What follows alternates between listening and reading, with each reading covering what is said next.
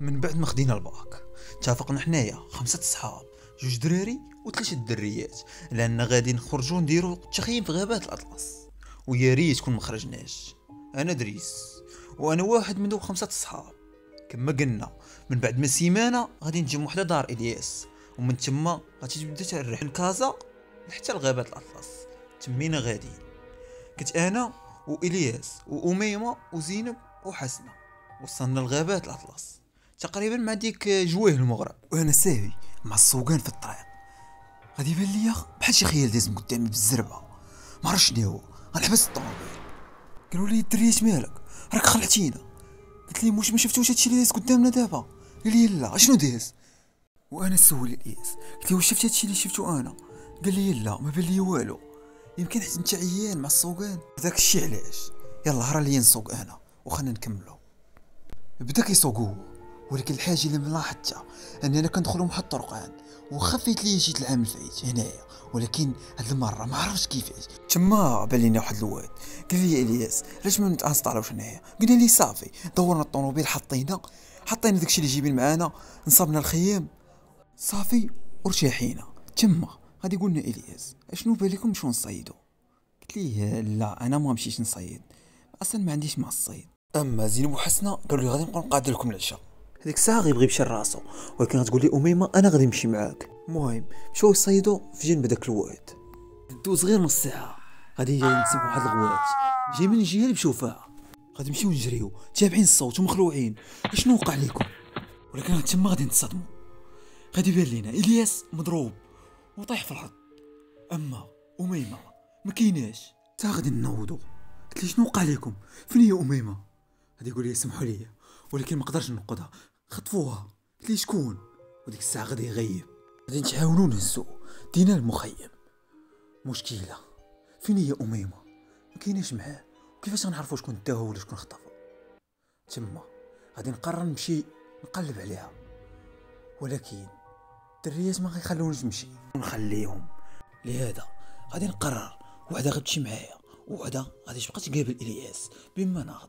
حسنه بقات مع الياس، اما زينب قررت تمشي معايا. ديك الساعه غادي نزل بيل، بقات وسط غابات مظلمه. غادي نرجع لبلاصه فين وقع الحادث جنب الواد. المشكل هنا ما كاين حتى اثار، ولكن ملي كثرت البحث كيبان ليا واحد الفرعون مرسي وكتبان واحد الطريق بيناتهم. اما قرر ندوز منه، ولكن زينب ما غتخلينيش نمشي، غتخلع. ولكن من بعد ما تفكرت صاحبتي اميمه وشنو غتقول لوالديها ملي غترجع، قررت تمشي معايا. دخلنا وسط الغابات، غادي يبان ليا تما واحد الضو خارج من واحد الكوخ بعيد. غادي نقرر نمشي نشوفو، لكن هاد المره زينب ما غتمشيش معايا حيت غادي تخلع. قلت لها صافي بقاي هنايا، انا غادي نمشي بالزربه نشوف اش كاين ونرجع. قالت لي صافي. بقيت غادي خطوه جوج حتى وصلت للباب ديال الكهف. تما غادي تكون الصدمه. اميمه مربوطه ومعلقه الفوق وفاقده الوعي، ودايرين بها واحد مخلوقات غريبه ما نقدرش نوصفهم. مخلوقات الجسد ديالهم مليء بالشعر، اما الرؤوس ديالهم عباره عن جماجم ديال البقر. غادي نهرب من تما وانا مخلوع ونمشي لبلاصه فين خليت زينب باش نقول لها شنو شفت. ولكن الصدمه زينب ما كايناش. انا متاكد انا خليتها هنايا. فين مشات؟ شنو درت دابا؟ غادي نرجع المخيم كنجري وغادي نلقى زينب تمايا. قلت ما تسنتينيش، كيفاش وصلتي هنايا بالزربه؟ قلت لي تسينتك ساعتين ونص، دخلتي الكهف وما بقيتيش رجعتي. قلت يمكن نطرا لك نفس المصير ديال اميمه. لا شنو هو ساعتين؟ انا غبت غير نص ساعه ورجعت. قلت لي لا ساعتين ونص وانا كنت ساينتك وما جيتيش. تما ضاغت بيا الارض وما عرفت شنو غنقول، وتفكرت اميمه معلقه. قلت لي ما داكشي اللي شفت، وكلشي مصدوم وكلشي مخلوع. تما غادي يسمعنا الياس وغادي يكون فاق من الغيبوبه، وغادي يقول لنا كلمه واحده، كلمه مابغاش تحيد لي من بالي لحد الان. قول لينا يا غادي نقضوها يا غادي نموتوا كاملين. وبالطبع غادي يكون القرار هو اننا نقضوها. خاصنا نوضعوا خطه، والخطه غادي يكون فيها واحد ضحيه. غادي يقرر الياس هو اللي غادي يلعب دور الضحيه، ولكن يا ريت كون ما دارهاش. غادي نرجعوا الكهف، غادي نطلعوا المخلوقات غريبه دايرين بي اميمه، واش مشى علينا العافيه وشي طقوس ديال الجن، ما عرفناش شنو هو هادشي. غادي نتخباو حنايا ورا الكهف، اما الياس غادي يدخل الكهف، ما غادي يشوفوه، غادي يهرب الغابه، غيتبعوا الحشرات من ديك المخلوقات الغريبه. غادي ندخلوا حنايا بسرعه على داك الكهف باش ننقذوا اميمه. غادي نهبطوا من البلاصه اللي معلقه فيها، ولكن فيها جروح صعيبه باش نشافيوها حنايا. لهذا غادي نقرروا نهزوها ونديوها للمخيم. وصلنا للمخيم، ولكن الجروح ديالها ما قدروش نداويو حنايا، لابد من نقلبوا على شي قريه قريبه هنايا نداويوها. ولكن المشكل اللي كاين هنايا الياس باقا ما جاش. واش نمشيو ولا نخليوه؟ لا ما يمكنش، خاصنا نتسينو. ولكن اميمه بحالة خطيره، تما غادي نطيحوا في جوج اختيارات، واش اميمه ولا الياس. تما غادي نقرروا، غادي نمشيو نعتقوا اميمه هي الاولى، ومن بعد نرجعوا لالياس. لحسن الحظ ديالنا ركبنا في الطوموبيل، مع تمينا غادي في الطريق، هو يبان الياس واقف ما كيتحركش، ما كيشيرش ليا. ميمكنش هذا يكون الياس هذا، لكن الياس كان غادي يشير ليا باش نوقف ليه. المهم وقفت، هو يطلع وما دواش معايا، جاتني غريبه.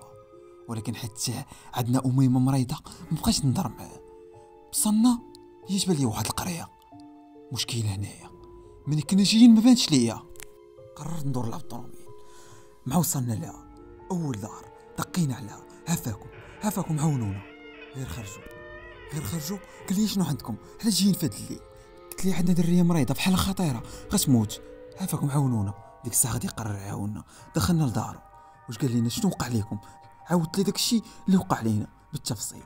ولكن هو ما دار حتى حركه، بحال كان عارف داكشي اللي غيوقع لينا، عارفنا غنجيو في هاد الليله. قال لي تسينا انا جاي دابا. مشى راسو، ولكن هاد المره من غادي غتجي معاه مرا كبيره، لاحظت انها لابسه واحد الباس الشكل، وهزه مع واحد الكتاب. مع دخلات شافت فينا واحد وهي تشوف الياس. قالت لي خرجوا عليا هذا من هنايا، خرجوا عليا. وحرا حتى الياس كان فيكس عيني على داك الكتاب، بحال عارف انه فيه شي حاجه خطيره. هذيك الساعه غادي نخرجوا، غادي نرجع عندها. قلت لها عارفه شنو وقع لينا ياك؟ قالت لي ياه. قالت لي اللي وقع لكم راجع لواحد المخلوقات من اسطوره قديمه سميتهم اغنو. المخلوقات كتخرج كل 400 عام باش تقدم ضحايا وقرابين الملك ديالها. الشخص اللي خرج دابا اللي كان معكم فهو مستحوذ من طرف الملك ديالهم. قلت لها الياس ها هو معانا، فيه علاش مستحوذ؟ قالت لي لا، مستحوذش الجسد ديالو انما الروح ديالو. وهذا الكتاب اللي كتشوف فيه دابا توارثو عبر اجيال على قبل اللحظه.